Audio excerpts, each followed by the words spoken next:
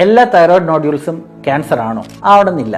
എല്ലാ thyroid നോഡ്യൂൾസും cancer ആവണമെന്നില്ല. പക്ഷേ തൈറോയ്ഡ് ഗ്രന്ഥിയുടെ വീക്കം വരുന്ന അല്ലെങ്കിൽ നോഡ്യൂൾസ് എന്ന് പറയുന്ന ഇതിൽ ഒരു വലിയ ശതമാനം ക്യാൻസറിലേക്ക് മാറാം. അതുകൊണ്ട് അത് ക്യാൻസർ ആണോ അല്ലയോ എന്നുള്ളതിന്റെ ടെസ്റ്റ് ചെയ്യുക എന്നുള്ളത് വളരെ ഇമ്പോർട്ടന്റ് ആണ്. അതിനപ്പോൾ എന്തൊക്കെയാണ് നമുക്ക് ടെസ്റ്റ് ചെയ്യാനുള്ളത്? യൂഷ്വലി നമ്മൾ ആദ്യമായിട്ട് ഏറ്റവും ഇമ്പോർട്ടന്റ് ആയിട്ടുള്ളത് ക്ലിനിക്കൽ എക്സാമിനേഷൻ, അതായത് ഒരു തൈറോയ്ഡ് അല്ലെങ്കിൽ ENT സർജനെ കണ്ടിട്ട് അത് എന്താണ്, എങ്ങനെയാണ്, എന്തുകൊണ്ട് ആ മുഴ വന്നു എന്നുള്ളതൊന്ന് ചെക്ക് ചെയ്യുക. കഴിഞ്ഞിട്ട് യൂഷ്വലി അതിന്റെ കൂടെ ഒരു ബ്ലഡ് ടെസ്റ്റ് ചെയ്യും, അതായത് തൈറോയ്ഡ് ഫംഗ്ഷൻ ടെസ്റ്റ് എന്ന് പറയും. തൈറോയ്ഡ് ഗ്രന്ഥിയുടെ ഹോർമോൺസ് നോർമൽ ആണോ അല്ലയോ എന്നുള്ളത്. പിന്നെ ഉള്ള ഒരെണ്ണമാണ് അൾട്രാസൗണ്ട് സ്കാൻ. ഈ അൾട്രാസൗണ്ട് സ്കാൻ ചെയ്യുമ്പോഴത്തേക്കും അത് തൈറോയ്ഡ് ഗ്രന്ഥിയുടെ കൂടെ തന്നെ ചിലപ്പോൾ ഒരു നീഡിൽ ഇട്ടിട്ട് അതിൽ നിന്ന് നമുക്ക് കുറച്ച് ദശയെടുത്ത് അത് ക്യാൻസറിന്റെ ചേഞ്ചസ് ഉണ്ടോ ഇല്ലയോ എന്നുള്ളത് മനസ്സിലാക്കാൻ പറ്റും. ഈ 3 എണ്ണവും കൂടെ വെച്ചിട്ട് ഏകദേശം നമുക്ക് ഒരു 80% ഐഡിയ കിട്ടും ഇത് ക്യാൻസർ ആണോ അല്ലയോ എന്നുള്ളത്. ക്യാൻസർ ഉള്ള മുഴകൾ മാത്രമേ നമുക്ക് ഓപ്പറേഷൻ ചെയ്യേണ്ട ആവശ്യം വരുന്നുള്ളൂ.